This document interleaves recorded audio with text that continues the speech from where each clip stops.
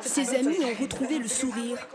Hier, la justice marocaine a validé la demande de mise en liberté provisoire du rappeur Mehdi Blackwind. L'artiste est poursuivi pour outrage à une institution constitutionnelle. L'atteinte à une personne constitutionnelle et plus spécifiquement à la personne du roi.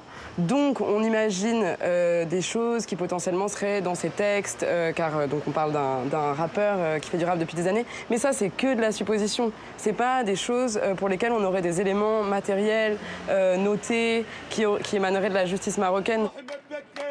Depuis 3 semaines, son arrestation a suscité un vaste élan de mobilisation dans le monde.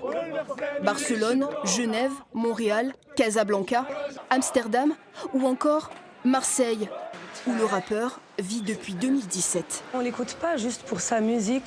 Ses fans sont fidèles aussi parce qu'ils rappent leur vécu et son vécu à lui aussi. Ils rappent les mots de la jeunesse marocaine, ses désillusions, sa colère, sa peur, l'injustice, l'immigration, la prison.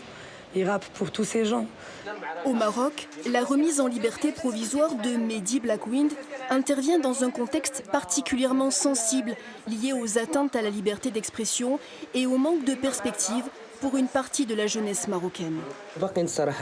Tous ces gens qu'on emprisonne au Maroc, ce sont des gens qui aiment leur pays, qui prennent des risques pour dénoncer ce qui ne va pas. Malheureusement, on dit d'eux qu'ils sont les ennemis du pays. En réalité, ils sont la plus grande preuve d'amour du Maroc. Pour Edith, Zineb, Sofiane et leur soutien, la lutte continue jusqu'à la libération définitive de l'artiste marocain qui espère retrouver son autre port d'attache, Marseille.